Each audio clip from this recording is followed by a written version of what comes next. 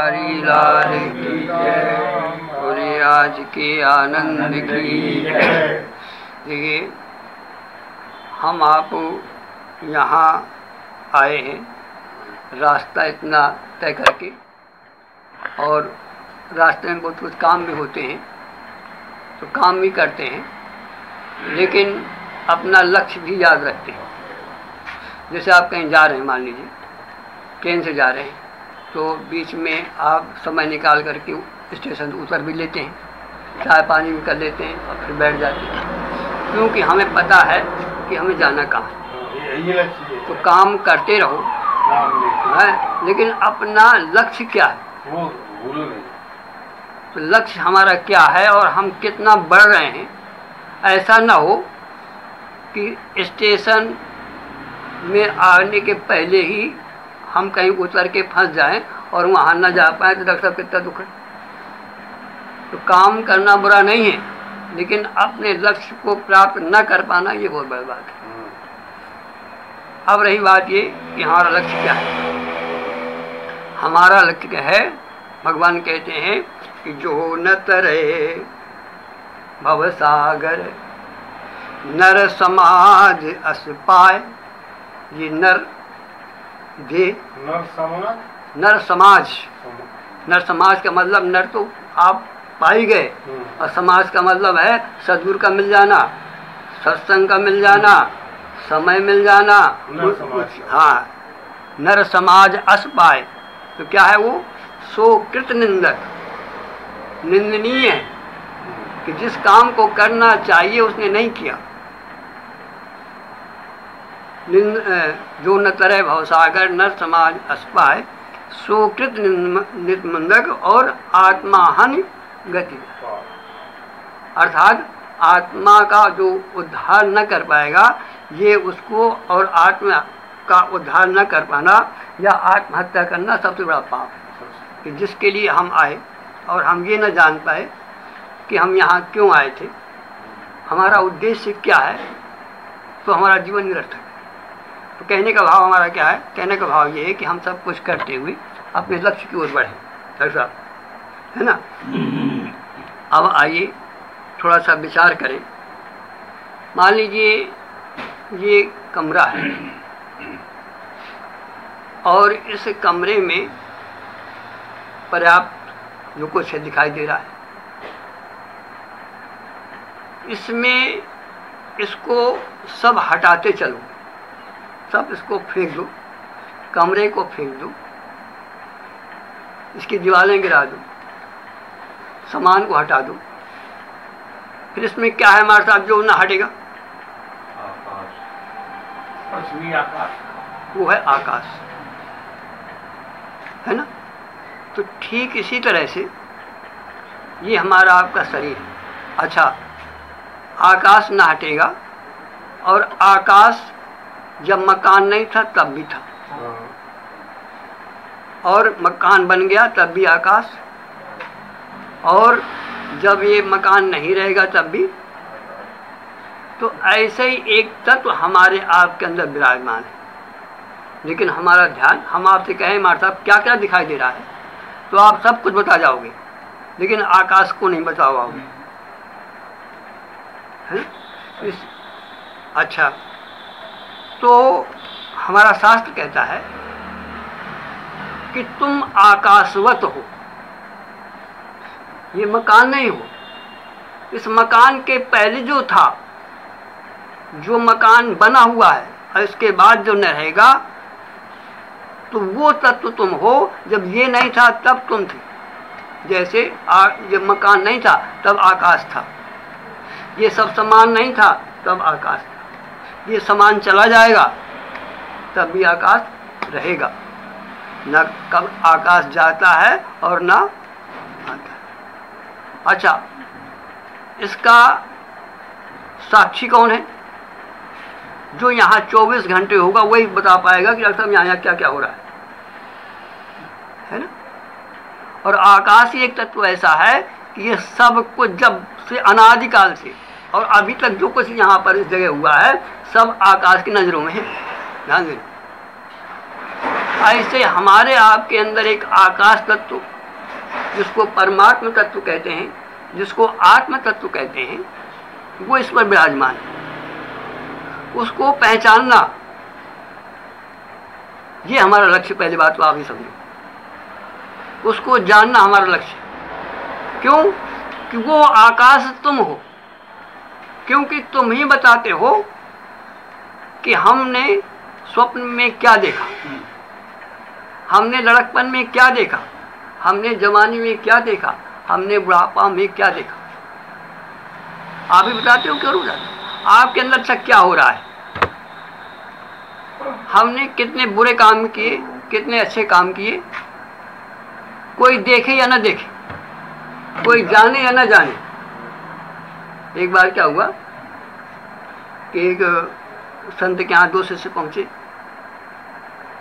तो उन्होंने कहा भाई ऐसा है, पहले परीक्षा दो। उन्होंने कहा बताइए महाराज। उन्होंने कहा मेरे पास एक मुर्गी का बच्चा है, इसको तुम मार के ले आओ, लेकिन शर्त ये है कि कोई इसको देख न रहा हो।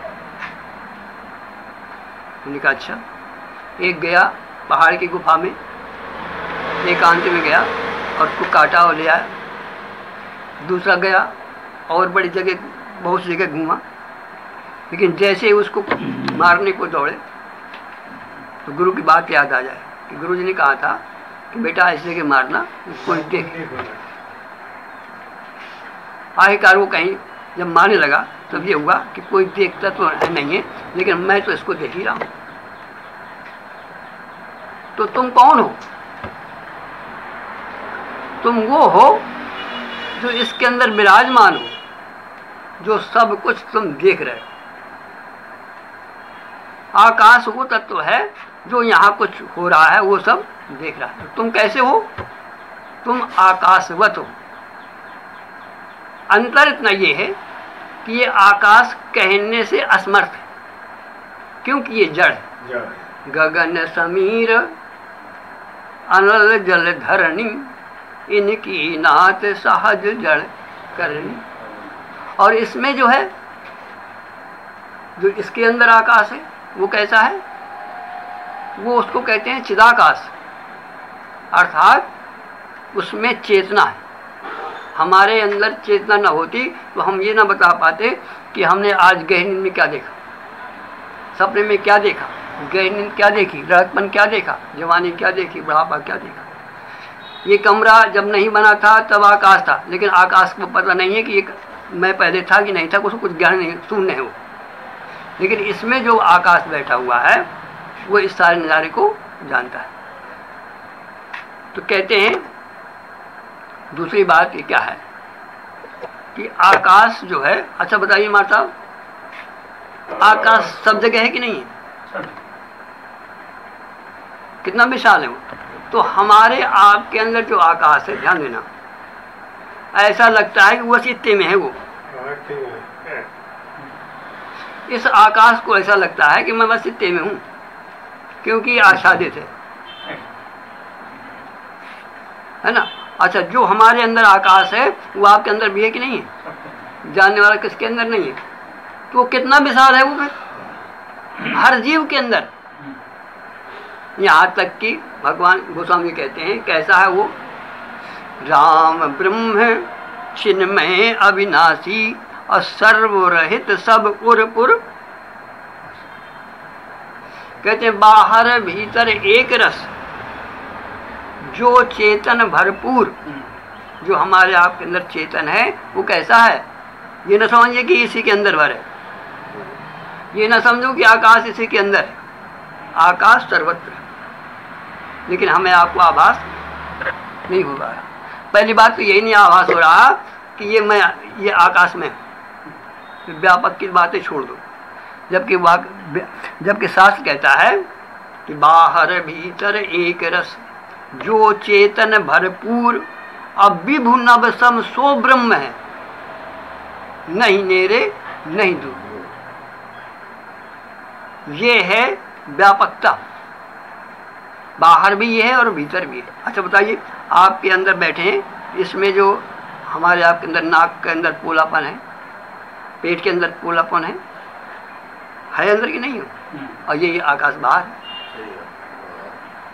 ऐसे ही हमारे आपके अंदर चेतना अंदर भी है और वो बाहर भी। जैसे अब ऐसा है कि बाहर क्यों हमें नज़र नहीं आता, इसलिए नहीं नज़र आता कि जैसे लाइट है, तार में लाइट है, लेकिन आभास कहाँ होगा? जहाँ प्रकाश बल्ब लगा हो, पूरे में है। ऐसे ही वो जो तत्व है जिसकी हम चर्चा कर रहे हैं वो सारे ब्रह्मांड में है, लेकिन जहाँ अंतःकरण है वहीं पर वो प्रतिष्ठित होता है। तो प्रसंग ये चला था कि हम कौन हैं, हमें हमारा लक्ष्य क्या है। आया था किस काम को, सोया चादर तान। हमें सब काम करना है, खाना भी पकाना है, दुकान भी करना है, देखना भी है और रात में सोना भी है ना।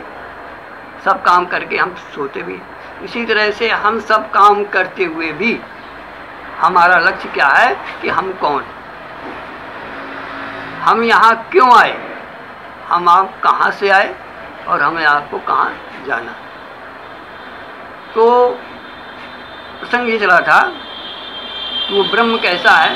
कहते हैं व्यापक ब्रह्म एक अविनाशी और सत चेतन घन आनंद राशि। अब प्रश्न ये उठता है कि उसको जानने से फायदा क्या है, हम क्यों आप इतनी मेहनत करते हैं। हम इसलिए इतनी मेहनत करते हैं कि जैसे एक बच्चा हो और बच्चे के सामने आप एक चॉकलेट रख दो और एक सोने का चॉकलेट रख दो और उससे कहो बेटा उठाओ, तो किसको उठाएगा? वो खाने वाली चीज़ उठाएगा, उसे क्या मतलब, वो तो जो मीठा है वो लेगा। तो ठीक इसी तरह से हम संसार में क्यों रमण करते हैं, क्योंकि हमें प्रत्यक्ष दिखाई दे रहा है, ज्ञान नहीं, उसका ज्ञान नहीं। और फायदा क्या है, जब वही बच्चा जब बड़ा हो जाता है तब फिर उसको कहेगा मुझे क्या करना है, इसके तो सैकड़ों आ जाएंगे। तो हमारा मूल विषय ये है कि यदि हमें ये भान हो जाए कि वो अपार सुख है, अपार शांति है, अमृत है,